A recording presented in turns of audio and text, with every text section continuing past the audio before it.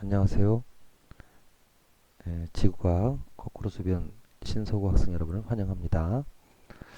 자, 오늘 수업 시간에는 지구가 준 선물에 대해서 공부하도록 하겠습니다. 지구가 준 선물이라 그러니까 금은 보석, 다이아몬드 이런 게 있을 것 같은데 뭐 흙이라든지 공기라든지 철광석이라든지 전혀 우리가 상상하지 않았던 것들이 있어서 놀랬죠. 그래서 오늘 이 시간에는 이런 게 얼마나 소중한 것인가 하는 것을 배우도록 하겠습니다. 오늘 우리가 공부하게 될 자원이라고 하는 것은 인간에게 유용하고 가치 있는 물질과 에너지를 지칭하는 개념입니다. 그래서 이 자원을 지하자원, 흙, 대기, 물, 바다 이렇게 나눠서 공부해 보도록 하겠습니다. 지금 우리가 이제 화면에서 보고 있는 것은 이제 우리 인간이 사용한 도구들에 따라서 우리 인류 역사를 우리가 구석기, 신석기 시대, 그 다음에 이제 청동기 시대, 철기 시대 이렇게 구분하잖아요. 지금은 뭐라고 부를까요? 딱 정해진 합의된 명칭은 없습니다만 철기 시대가 열린지도 오래됐기 때문에 어떤 사람들은 플라스틱 시대다 이렇게 얘기를 하는데 그럴듯한 것 같아요. 근데 가만히 생각해 보면 석기 시대라고 하는 것은 이제 돌이라는 게 지표면에 있는 것이니까 그냥 땅에 있는 것을 이용한 것이고 청동기나 철기 시대 같은 경우는 이제 땅 속에 들어있는 구리나 철을 꺼내 쓴 거잖아요. 그러니까 이제 이때만 돼도 우리 인간이 저 땅속 깊이 묻혀 있는 그런 자원들을 활용할 수 있는 능력이 발전한 거다라고 볼 수 있겠고 더군다나 이런 플라스틱은 전부 다 석유에서 추출한 것이니까 결국 어떻게 보면 인류의 문명이 지하 자원을 꺼내 쏘은 역사다 이렇게 볼 수 있겠습니다. 이 빌딩을 보면 알 수 있겠죠. 이렇게 하늘 높이 치솟은 이 거대한 빌딩은 뭘로 이루어져 있습니까? 이렇게 철근으로 기본적인 구조를 세우고 여기에 이제 시멘트를 넣은 모래와 자갈을 섞어서 이렇게 해서 높은 건물을 올린 거죠. 결국 이 하늘 높이 치솟아오른 빌딩은 다 땅속에 있던 재료들이 올라온 것이에요. 그래서 우리 인류 문명이라는 것이 결국 지하자원의 개발 역사가 아니냐. 이런 에너지를 본다 하더라도 이런 전기 에너지를 어디서 만들어 온 겁니까? 바로 석탄이라든지 석유라든지 아니면 우라늄 이런 것들을 꺼내서 발전소를 세워서 그래서 이렇게 전기를 생산한 곳이니까 문명 발전의 역사가 결국 지하자원의 개발 역사다. 뭐 이렇게 봐도 이렇게 주장해도 크게 무리는 없겠죠. 이 지하자원은 크게 이제 에너지에 주로 쓰이는 자원하고 그 다음에 생활에 필요한 재료를 얻는 데 쓰는 자원. 그래서 이제 에너지 자원과 광물 자원 이렇게 정의할 수 나눠볼 수 있겠고요. 넓은 의미에서는 뭐 토양이나 지하수 온천까지도 지하자원으로 볼 수 있겠습니다만 우리 시간에는 이게 좁은 의미로 그게 에너지 자원과 광물 자원으로 지하 자원을 국한해 쓰도록 하겠습니다. 그리고 이제 토양 같은 경우에 따로 나눠서 독립적인 단원에서 공부하도록 하겠습니다. 이 광물 자원 중에서 이제 우리가 주로 공부할 것은 금속 광물과 비금속 광물이 어떤 차이가 있는가 하는 것하고 우리가 평상시에 들어보지 못했던 히토리라고 하는 이런 그 광물인데요. 이 표가 주기율표죠. 이 주기율표상에서 이쪽에 있는 원소들이나 이쪽에 있는 원소들이 이제 금속 원소들이에요. 우리가 잘 알고 있는 뭐 마그네슘이라든지 뭐 칼륨이라든지 칼슘 이런 것들이 다 금속 원소들이죠. 그리고 이제 이쪽에 있는 원소가 이제 비금속 원소고 여기 이제 빨간 박스 안에 있는 이런 것들이 이제 히토리라고 하는 건데 금속과 비금속은 어떤 차이가 있는 거냐? 주기율표 상에서 이쪽으로 오면 올수록 이제 금속성이 강하고 이쪽으로 가면 비금속성이 강하다 이렇게 얘기를 하는데 금속은 특징이 광택이 있고 그리고 이제 뽑힘과 펴짐이라고 하는 성질이 좋아요. 이 뽑힘이라고 하는 것은 이제 지금 보면 이렇게 구리 전선줄처럼 구리를 실처럼 얇게 만드는 거죠. 그 다음에 이제 펴짐이라고 하는 것은 알루미늄 호일처럼 넓게 펴지는 이런 성질인데 이런 것들이 금속이 갖고 있는 성질이에요. 그 다음에 열과 전기를 잘 통하고 그 다음에 우리가 특히 기억을 해야 될 것은 이런 금속은 자연에서 재련이라는 과정을 통해서 얻는 반면 비금속은 재련이 필요 없어요. 그냥 쪼개서 쓰면 되는 겁니다. 재련이라는 것은 어떤 거냐? 지금 우리가 보고 있는 이게 철광석입니다.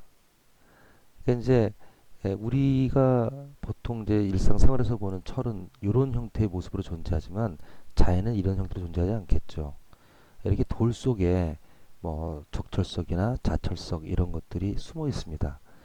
그래서 이런 돌덩어리를 캐갖고 그래서 이거를 이제 용광로에서 이렇게 해서 철만 싹 뽑아내는 이런 과정을 재련이라고 불러요. 이런 재련 과정이 금속 광물은 필요하고 비금속 광물은 필요가 없죠. 그래서 우리가 이런 금속 광물을 얻으려면 먼저 어디에 철이 있는지 찾고 그것을 캐고 거기서 이제 품이라고 부르는데 예를 들면 좀 철이 많이 들어가는 거를 녹여서 철을 꺼내야지 돌 속에 철이 얼마 없으면 그런 돌은 별로 경제 가치가 없겠죠. 그래서 이제 그런 것은 구분해낸 것을 선광 그리고 이게 용광로에서 철만 꺼내는 것을 재련해서 찾고 캐고 고르고 뽑고 이런 과정을 통해서 우리가 철을 자연에서 얻게 되는 겁니다. 그러면 이제 어디에 이런 광물이 많이 들어있느냐 하는 광물이 많이 들어있는 곳을 광상이라고 부르는데 이런 광상은 생성 과정에 따라서 화성광상, 퇴적광상, 변성광상 이렇게 나눠요. 이름이 화성암, 퇴적암, 변성암 뭐 비슷하죠. 예, 그렇습니다. 이렇게 화성광상이라고 하는 것은 마그마가 이렇게 식어갈 때 그럴 때 마그마 속에 포함된 여러 가지 쓸모 있는 그런 그 원소들이 한 곳으로 분리되거나 모이는 이런 과정을 통해서 이제 농집된 그런 광상을 화성광상이라고 불러요. 퇴적광상은 퇴적한 거 비슷하게 이제 이런 지표면에 있는 암석이나 이런 광상이 풍화를 받아갖고 운반 퇴적돼서 만들어지는 것으로 이렇게 도자기의 원료가 되는 고룡토나 시멘트의 원료가 되는 석회암 이런 것들이 퇴적광상이 되겠습니다. 변성광상은 말 그대로 이제 변성작용이 일어날 때 그럴 때 이제 광물이 새롭게 모여드는 곳이에요. 그 모여든다기보다 이제 농축되는 곳이죠.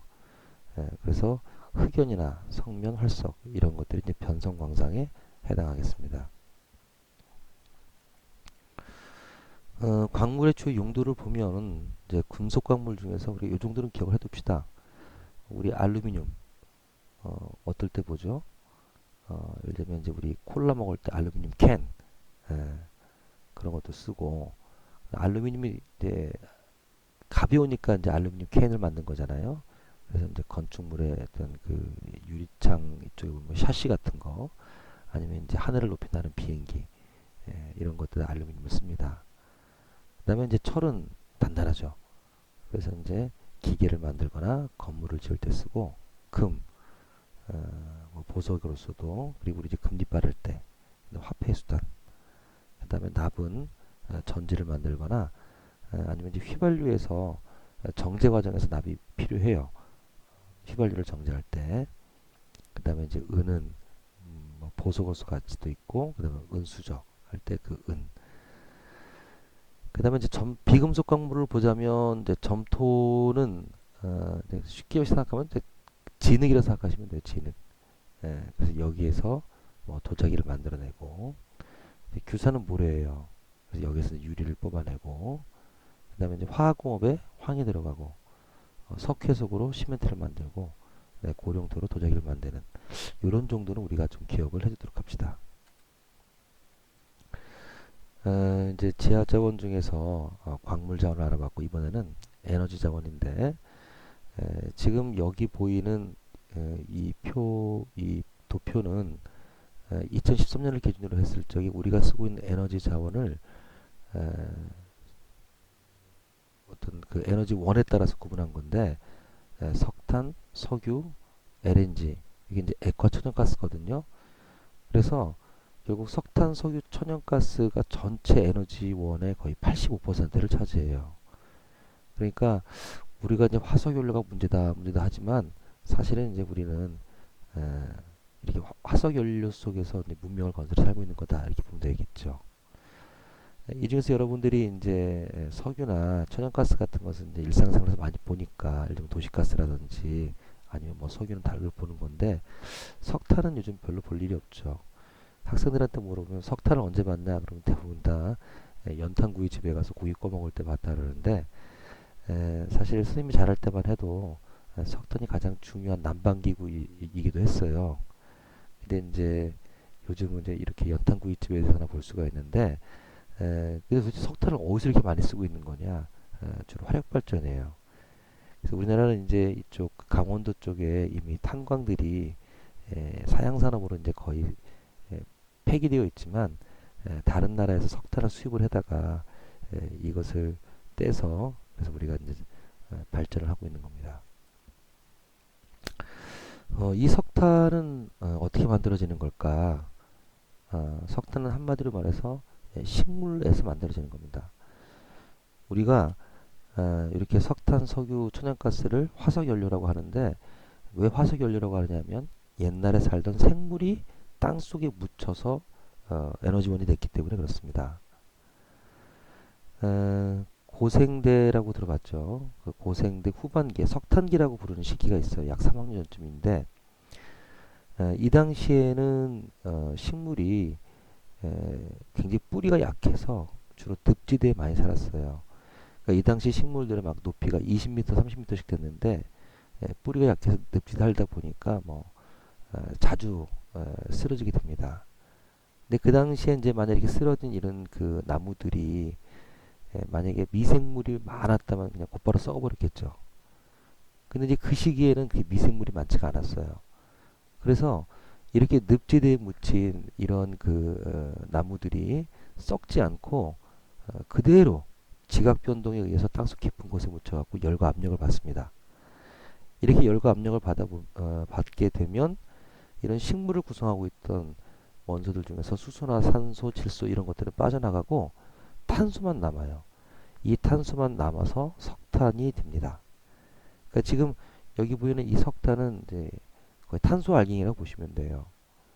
그래서 탄소가 얼마나 많으냐에 따라서 뭐 토탄, 갈탄, 무연탄 이렇게 부르는데 여러분이 연탄구이집에서 쓰는 그 연탄은 대부분 다 무연탄이라고 보시면 되겠습니다. 즉 탄소가 굉장히 함량이 높다는 거예요. 석유는 어떻게 만들어지느냐? 석유는 대체로 중생대 때 많이 만들어졌는데 이게 이제 유공층의 모습입니다. 대표적인 건데 이런 유공충 같은 이런 플랑크톤이나 아니면 바다에 살던 이런 동물의 사체가 땅속에 묻혀갖고 바닷속 밑에 묻혀서 오랜 기간에 걸쳐서 열과 압력을 받아갖고 화학적 변화가 일어난 게 석유입니다.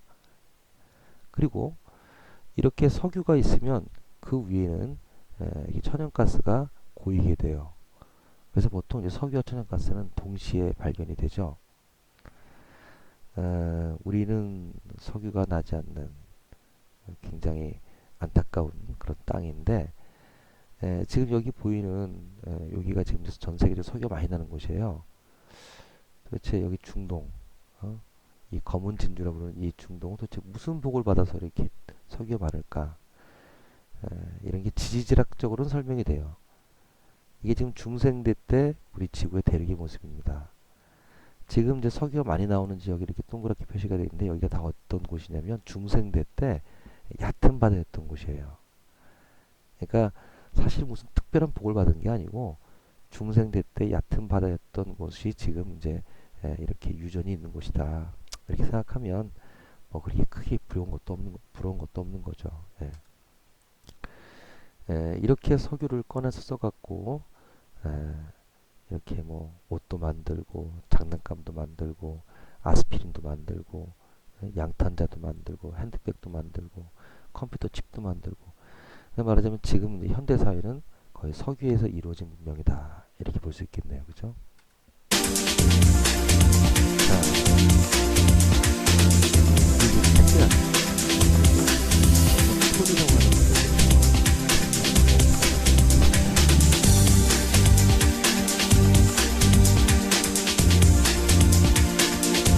일본과 중국이 서로 영유권을 주장하는 센카쿠 열도 인근에서 보안청 수속 승지선과 중국 저인망 어선이 부딪혔습니다.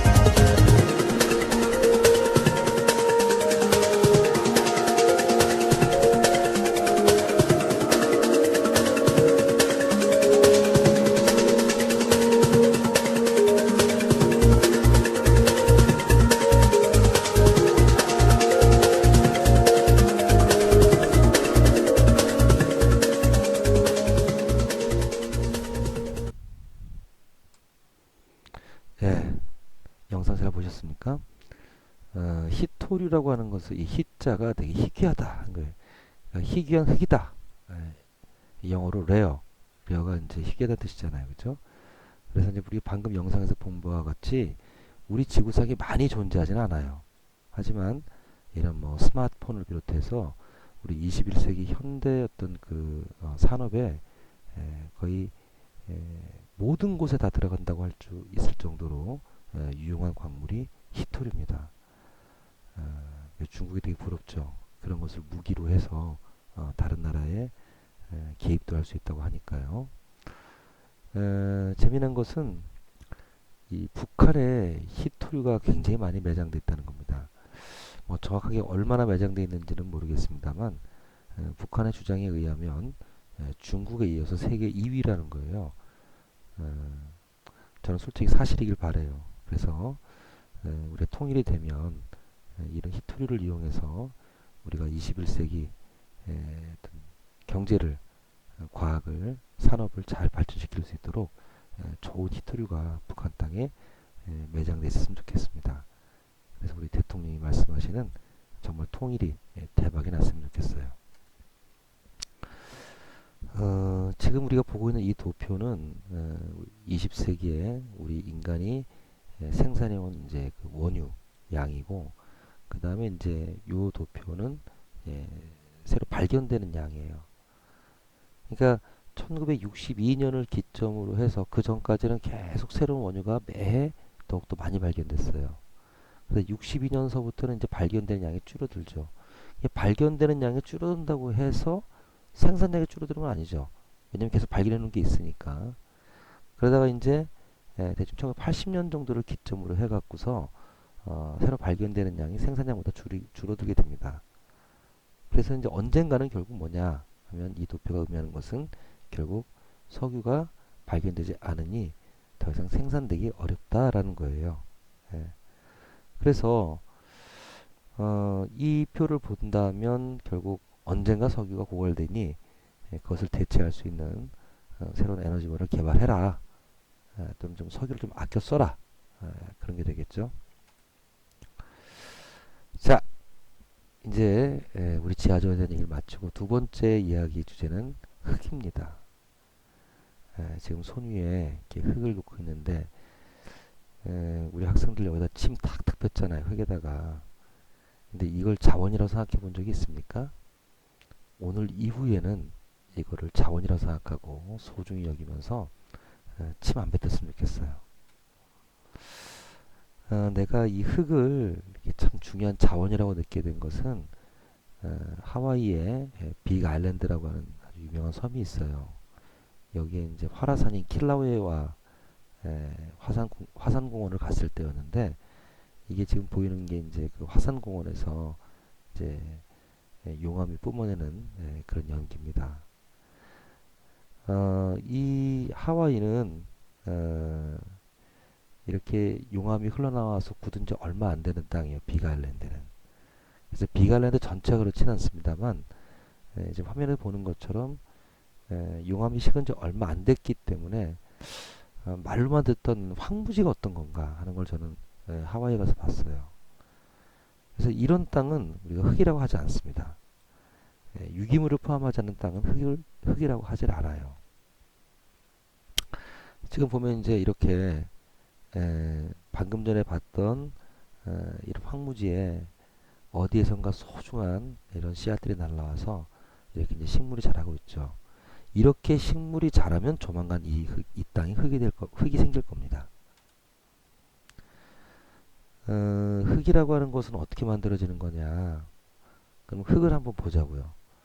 이게 이제 어디에서 이제 뭐 산사태 같은 게 일어나고 이제 흙이 잘려나간 단면도인데 요 작은 한 2mm밖에 안 되는 여기를 갖다 확대해서 보면 그냥 알갱이만 보이지만 이 안을 더 확대해서 보면 이 안에는 식물 뿌리가 있고 균사가 있고 이 안을 더 확대해서 보면 세균이 있고 그렇습니다. 그래서 이제 이 토양이라고 할 때 이 토자는 흙을 뭐 진흙 같은 걸 말하는 거고 양이라고 하는 것이 이제 유기물을 의미하는 거예요. 그러니까 토양이라고 하는 것은 쉽게 말하면 유기물을 포함한 그런 어떤 흙이다. 뭐 이렇게 볼 수 있겠죠. 그래서 이렇게 바위가 잘게 쪼개진 다음에 여기에 유기물의 작용에 의해서 흙이 만들어지는 겁니다. 그래서 이제 흙을 이렇게 단면을 보면 아래서부터 기반암, 모질물, 심토, 표토 이렇게 부르는 4개의 층으로 되어 있는데 우리 아까 봤던 황무지가 바로 기반암이에요. 이 기반암이 시간이 지나면 이제 뭐 물과 바람 뭐 이런 것들에서 이제 깨져나가겠죠. 이 깨져나간 다음에 여기에 미생물이 먼저 식물이 자라야 돼요. 식물이 와서 뿌리를 내리고 식물이 자라면서 미생물이 질소 화합물을 만들어서 식물이 생장 가능하게 만들어 놓은 요기를 표토라고 하고 그 다음에 여기에서 이제 이 표토에서 침전된 영양가가 풍부한 이런 물질들이 농집되어 있는 곳을 갖다가 심토라고 불러요. 그래서 밑에서부터 순서대로 보게 되면 기반암, 모질물, 심토, 표토 이런 순서이지만 만들어지게 된 것은 식물에 의해서 위에서부터 아래로 만들어지는 것이기 때문에 만들어지는 순서는 표토, 심토가 아니라 심토, 표토가 아니라 표토, 심토 순서다. 위에서 먼저 식물에 의해서 만들어지고 밑으로 이렇게 농집되어서 흙이 만들어지는 거다. 이 흙은 정말 소중한 자원입니다. 우리가 흙이 없다면 어떻게 농사를 지어서 밥을 먹고 살겠습니까? 그러니까 흙을 잘 지켜야 되겠죠. 이 흙은 말이에요. 200년 한 1cm 정도밖에 형성되지 않아요. 그러니까 우리가 기원 후 2000년 정도 지났으니까 그 사이에 10cm밖에 안 생긴 거예요. 그거를 잃어버린다면 그걸 어떻게 만들겠어요? 공장에서 흙을 만들겠어요? 뭐 어떻게 만들 수가 없겠죠. 그러니까 흙 자체가 정말 소중한 자원이다. 이렇게 볼 수 있겠습니다. 이런 흙이 인간의 활동에 의해서 파괴되고 또 잦은 기상 이변으로 인해서 폭우로 해서 잃게 되고 이렇게 되겠죠. 그래서 이런 것을 막기 위해서 과도한 경작이나 개간을 지향하고 그런 방식으로서는 계단식론 그다음에 계곡에는 흙을 잃어버리지 않기 위해서 사방댐을 건설하고요. 그다음에 이제 우리 농사를 안 지어서 잘 낯선데 돌려짓기와 사이짓기 이런 것들을 농촌에서 권장합니다. 어, 돌려짓기라고 하는 건 어떤 거냐면 지력을 유지하기 위해서 계속 매년 같은 걸 심는 게 아니라 예를 들면 올해는 보리, 그 다음엔 조, 그 다음엔 콩, 팥, 보리 이런 식으로 계속 바꿔가면서 작물을 심는 거예요. 사이짓기라고 하는 것은 딸기 심고 그 옆줄에다 마늘을 심는 이런 방식처럼 여러 개를 동시에 심는 거죠. 이런 걸 통해서 지력을 튼튼히 유지해 주는 겁니다. 잠깐 사진을 볼까요? 바로 이게 계단식론, 다락론입니다. 그래서 이런 걸 통해서 우리가 흙을 잃어버리지 않도록 하고 이게 사방댐이에요. 방금 전에 봤듯이 이 사자가 모래사자고 막을가 방자가 막을 방자입니다. 그래서 이제 모래를 잃어버리는 것을 막는 댐이 사방댐이에요. 그러니까 이제 계곡에서 막 비가 내리면 막 이런 데로 이제 흙이 쏟아 들어올 거 아닙니까? 이게 이제 이렇게 시냇물을 통해서 이렇게 밑으로 흘러내려가겠죠. 이거를 막기 위해서 이런 데다가 이렇게 조그만 댐을 건설해 주는 거죠. 이런 걸 사방댐이라고 해요. 지금 여기 이제 콩과 보리를 돌려짓기 하고 있는 어떤 농촌의 모습이고 여기가 이제 딸기 사이에 이렇게 마늘을 심은 이런 거 갖다가 사이짓기라고 하는 겁니다. 그 다음에 이제 토양의 토양을 이제 흙을 잃어버리지 않을 뿐만 아니라 흙을 유용하게 보존해야 됩니다. 여기서 이제 중요한 게 이제 산성화 문제인데 토양의 산성화가 왜 문제가 되는 거냐 하면 사람의 몸은 약한 알칼리성으로 탄생합니다. 그리고 세포들은 약 알칼리성에서 활발하게 활동하고요. 근데 이제 토양의 산성화가 되면 그 식물을 섭취하는 사람도 산성화가 되고 또 병충해들은 대부분 다 산성에 잘 번식을 합니다. 그래서 이제 토양의 산성화가 문제가 되는 거죠. 이렇게 토양의 산성화를 일으키는 원인으로는 이제 많이 지적되고 있는 것이 주로 이제 화학 비료입니다. 화학 비료 문제가 되냐면 이제 이런 화학 비료 대부분 질소나 질소 비료, 뭐 칼륨 비료, 인 비료, 뭐 이런 것들인데 이런 것들을 이제 뭐 조금만 사용하면 상관없겠지만 이제 과다하게 사용하게 되면 토양이 산성화 되는 거거든요. 그래서 이제 그 대안으로 이제 이런 유기물을 거름으로 주는 유기농법들이 이야기되고 있고 그 다음에 이제 그 산성비는 주로 이제 하늘에서 황산이나 질산이 비가 돼 내리는 거죠. 이런 것은 대부분 다 화석연료 사용의 결과입니다. 그래서 이제 여기 보는 바와 같이 우리나라 보령에 있는 이 화력발전소 같은 경우에는 이런 황을 아예 걸러서 내보내는 타랑 설비를 갖고 있습니다. 이런 걸 통해서 이제 산성비를 막아야 그래 토양의 산성화를 막을 수가 있겠죠. 우리 지구가 준 세 번째 선물로서 공기를 보도록 하겠습니다. 다 알다시피 우리가 숨쉬고 있는 공기의 78%가 질소, 21%가 산소, 나머지가 한 1% 정도 되는 거죠. 이 공기가 우리에게 산소를 제공해서 숨 쉴 수 있게 해주고 그 다음에 자외선과 우주선을 차단해주고 이건 우리 일단에서 다 배웠던 내용이죠. 그 다음에 온실 효과로 지구를 따뜻하게 온도를 유지해주고 기상현상을 일으키는 중요한 자원이죠.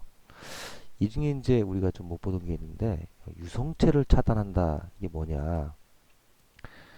이런 우주 공간에는 돌이나 쇠들이 막 날아다닙니다. 우주 공간에 이런 걸 우리가 유성체라 불러요. 그런 것들이 이제 지구 중력에 의해서 지구로 끌려 들어오게 되죠. 그러다 대기권을 통과하면 이제 얘가 탑니다. 그러니까 그걸 별동이라 불러요. 대부분은 이게 다 대기권을 통과하면 다 타버립니다. 그런데 덩치가 큰 놈은 다 타지 않고 땅에 떨어지게 되죠. 그러니까 그걸 운석이라 부릅니다. 이런 유성체가 하루에 보통 25만 개, 질량으로 보면 1000에서 10,000톤 정도가 우주 공간에 지구로 들어오고 있어요. 만약에 대기가 없다면 우리는 아마 늘 하늘을 보면서 언제 하늘에서 돌이나 철이 떨어지나 두려움에 떨며 살아야 되겠죠. 예. 그러니까 대기가 얼마나 소중한 자원인지 이해할 수 있겠습니까? 방패와 같은 거죠. 자, 네 번째 주제는 물입니다. 자, 참 맑고 깨끗한 이런 물 보기만 해도 가슴이 확 트이죠. 우리 지구에 있는 물의 97%는 바다에 있고 대충 한 3% 정도가 육지에 있는데 이 중에서 이제 제일 많은 양은 빙하고 그 다음은 지하수입니다. 다 못 보던 것들이죠. 빙하는 주로 이제 남극 대륙, 북극해 그리고 이제 뭐 히말라야나 알프스 같은 고산지대에 만년설로 존재하는데요. 남극 대륙만 하더라도 남극 대륙이 전체 우리 지구 대륙의 10%가 넘으니까 거기를 두께 한 2,000m 정도 평균 두께의 얼음이 덮고 있으면 그 물의 양이 얼마나 많겠습니까? 그 다음에 이제 지하수가 우리가 쓸 수 있는 호수나 하천수보다 훨씬 더 많아요. 요것도 이제 우리에게 약간 이제 미스테리인데 잠시 후 다시 보도록 하고요.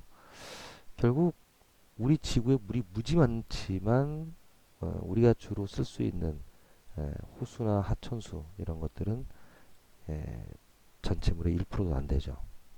예. 지하수가 정말 그렇게 많으냐?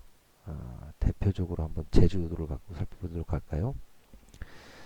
제주도 같은 경우에 1년에 내리는 비의 양이 약 한 37억 톤쯤 되는데 그 중에 10억 톤 정도는 이제 내리자마자 곧바로 증발되고 이 중에 남은 약 한 24억, 27억 톤 중에서 직접 이렇게 지표면을 통해서 바다로 흘러 들어가는 것은 8억 톤이고 지하수로 스며들었다가 바다로 흘러 들어가는 것이 그거의 2배쯤 됩니다. 그러니까 이제 땅 속에는 사실 어마어마한 양의 지하수가 들어있는 게 맞는 거죠.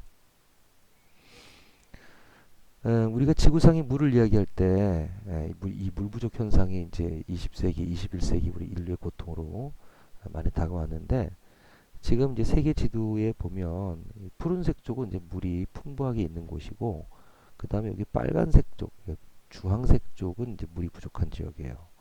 그 다음에 이런 이제 노란색 쪽은 이제 물 부족이 우려가 되는 나라인데 보니까 우리나라가 물 부족 우려 국가네요. 놀랬죠? 늘 수돗물에서 물이 콸콸 나오는데 왜 물 부족 국가, 물 부족 우려 국가일까? 잠시 후 살펴보도록 하고 지구에 물이 이렇게 많은데 도대체 왜 물이 부족하다는 거냐? 두 가지 이유가 있습니다. 하나는 지구의 물의 양은 일정한데 물에 대한 수요는 계속해서 늘어나죠. 인구가 증가하고 문명을 건설하면서 물에 대한 수요가 계속 증가합니다. 그러다 보니까 이제 계속 물을 꺼내 쓰는 거죠. 지하에 있는 물까지. 그러다 보니까 이제 우리가 쓸 수 있는 물의 양이 줄어드는 거예요. 두 번째는 기후 변화로 인한 지금 보면 이렇게 가뭄에 물동이를 이구하는 어린 소녀들이 보이는데 그래서 이렇게 가뭄 때문에 이제 이런 물 부족 현상이 심한 지역들이 주로 아프리카에 많이 있죠. 뭐 아프리카는 그렇다 치고 그럼 우리나라는 왜 물 부족 국가냐 하면은 우리나라는 다른 나라에 비해서 비가 적게 내리는 건 결코 아니에요. 다른 나라에 비해서 비가 한 1.6배 정도 많이 내리는데 문제는 우리나라의 인구가 밀도가 높다는 거죠. 그래서 우리나라 1인당 강수량을 보면 세계 평균의 6분의 1 정도밖에 안 됩니다. 더군다나 영국처럼 비가 1년 내내 내리는 이런 나라가 아니고 일정하게 내리는 나라가 아니고 우리나라는 주로 장마 때서부터 태풍 때까지 그래서 6, 7, 8 이럴 때 이제 거의 비가 다 내려버립니다. 거의 1년의 절반 정도가 이때 비가 내려요. 그래서 이 물이 우리나라에 잘 저장이 되지 않습니다. 그래서 인구 밀도가 높다는 것 하나, 그 다음에 비가 여름에 집중돼서 내리는 집중 호우형 국가라는 거 하나. 그래서 우리나라가 물 부족 국가에 물 부족 우려 국가에 포함되는 거죠. 이걸 조금 더 수치로 살펴보자면 이제 우리가 이용할 수 있는 수자원 총량, 즉 하늘에서 내린 비를 말하는 거예요. 그 중에서 42%는 내리자마자 증발되고 58%가 이제 강으로 흘러 들어오거나 지하수로 흘러 들어가는 겁니다. 그런데 이 중에서 31%는 그냥 곧바로 뭐 강을 통해서건 지하수를 통해선 바다로 흘러 들어가고, 이 중에서 하천이나 댐 그리고 지하수로 저장됐다가 이용되는 것은 전체 물의 27%밖에 되지 않습니다. 그러니까 뭐 하늘에서 엄청나게 비가 많이 내린다고 해서 그게 다 우리가 쓸 수 있는 물이 아니에요. 4분의 1 정도만이 우리가 사용할 수 있는 물로 존재할 수 있습니다.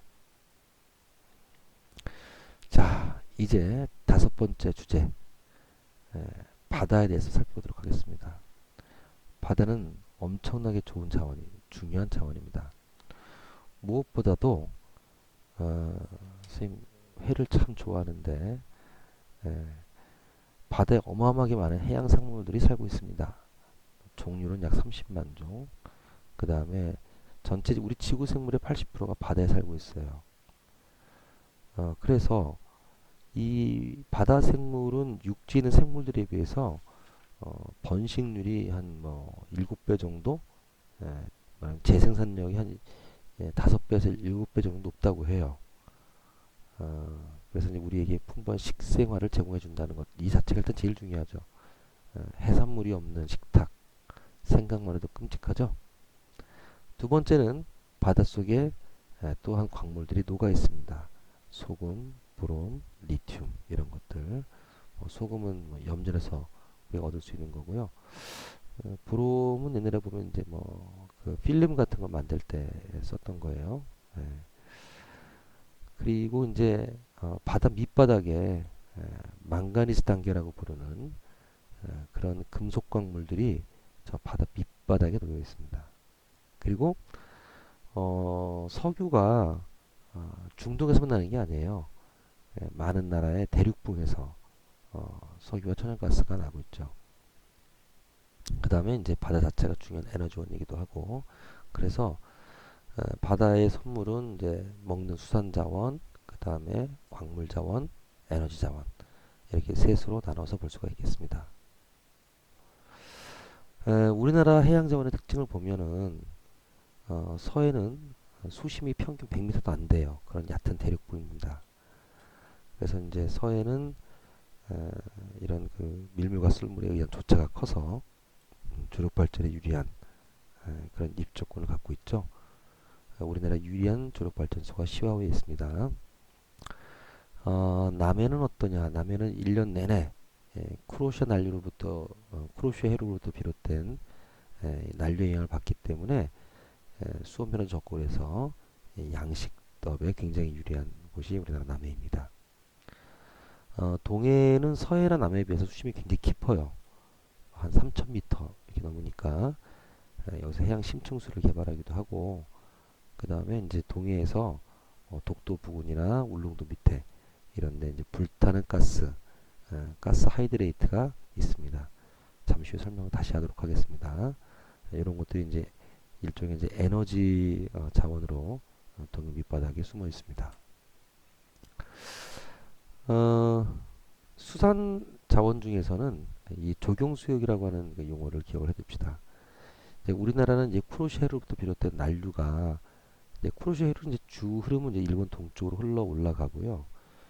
우리나라, 일본과 우리나라 사이에 대만 난류, 그다음에 이제 동안 난류 이렇게 올라오고, 저쪽 우리나라 북쪽에서 이제 리만 한류가 내려오다가 이게 동해안을 따르는 북한 한류가 있는데, 요 난류와 한류가 만나요.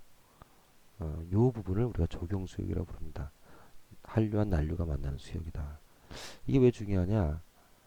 주로 따뜻한 물에서 사는 난류성 어종이 있고 주로 찬물에서 사는 한류성 어종이 있는데, 이런 조경수역 같은 경우에는 이런 난류성 어종과 한류성 어종이 만나니까 어쨌든 수산 자원이 되게 풍부하겠죠. 그런 점에서 되게 조경수역이 중요합니다. 그 다음에 해양 광물 자원으로서 불타는 얼음, 바로 가스 하이드레이트입니다. 이 가스 하이드레이트라고 하는 것은 이렇게 얼음 속에 가스가 붙잡혀 있는 거예요. 주로 메탄이, 천연가스가 얼음 속에 붙잡혀 있는 겁니다. 그래서 바다 밑바닥에서 한 30기압은 이상 되고 수온은 이제 당연히 0도 이하가 되겠죠. 그래서 이런 고온 저압상, 저온 고압 상태에서, 그래서 물 분자가 형성하는 이런 공간에, 물 분자가 형성하는 이런 육각수 공간 안으로 이런 메탄이 붙잡혀 있는 것이 가스 하이드레이트인데요. 보는 바와 같이 독도에도 있고, 독도 밑바닥 인근에도 있고, 또 울릉도 밑쪽에도 있고 해서, 이게 이제 실제로 이제 바다에서 밑에서 이제 꺼집어낸 그 가스 하이드레이트인데, 이런 가스 하이드레이트가 30년치 사용할 수 있는 양이 이렇게 동해 바다 밑바닥에 숨어 있습니다. 굉장히 중요한 소중한 자원이 되겠죠. 일본이 이 독도를 늘 누리는 것 중에 하나가 이런 가스 하이드레이트라는 이야기도 있습니다. 이제 마지막인데요. 우리나라의 이제 동해에는 가스 하이드레이트가 있다면, 세계적으로 깊은 바닷속에는 이 망가니스 단계라고 부르는 게 있어요. 이 망가니스 단계라고 하는 것은 이제 망간을 주성분으로 하는 금속 덩어리인데, 망간, 구리, 니켈, 코발트 등등을 비롯한 보통 한 40가지 정도의 원소가 이 바다 밑바닥에 있습니다. 이런 것이 생긴 이유는 주로 이제 침전에 의해서 밑바닥에 계속 차곡차곡 쌓인 것이 달라붙어 갖고 만들어진 건데요. 1970년대 이제 그 챌린저호가 심해지를 탐사하면서 처음으로 발견을 해서, 그래서 이제 지금 국제적으로 예를 들면 태평양 같은 데 밑바닥에 있는 이런 자원을 꺼내 쓰자 하는 건데, 사실 뭐 이쪽에 누구 땅은 아니잖아요. 그렇다고 해서 기술이 발달한 선진국만 이것을 먼저 독점해 쓰면 안 되기 때문에, 우리나라도 가입해 있는 국제적인 해양 기구에서 우리나라도 이쪽에 우리가 개발할 수 있는 지역을 분양받았어요. 거기를 이제 클라리온 클리퍼턴 광구라 부르는데, 이쪽에서 지역을 분양받아갖고 그 밑에 있는 망간 단계를 이렇게 꺼내서 쓰려고 노력하고 있습니다. 일종의 이제 바다 밑바닥에 있는 노다지다 이렇게 보면 되겠죠. 자, 어느덧 오늘 공부할 내용을 다 했네요. 자, 이제부터는 거울 앞에 서서 오늘 생활 수업한 내용을 이런 주제로 한번 쭉 자기 스스로 한번 이야기를 해봅시다. 먼저 지하자원에서는 금속 광물, 비금속 광물, 에너지 자원을 어떻게 구분하고 어떤 특징이 있는가. 네, 지하자원의 채굴 과정, 그 다음에 주요 지하자원의 용도, 이런 것들을 한번 정리해 보도록 하고요. 그 다음에 이제 토양에서는 토양이 어떻게 생성되는가, 기억납니까? 기반암, 모질물, 표토, 심토. 그리고 이런 흙을 잃어버리지 않기 위한 유실을 방지하기 위한 대책, 토양의 산성화의 대책, 그 다음에 이제 물 부족 현상의 원인, 그리고 그에 대한 대책, 그 다음에 해양자원에서는 서해남의 동해의 특징, 우리나라 동해안에서 발견되는 가스하이드레이트와 저 태평양에서 받아서 꺼내 쓰는 망가니스 단계, 이런 것들에 대해서 한번 내용을 정리해 보도록 하고 오늘 수업 여기서 마치겠습니다. 수고했습니다.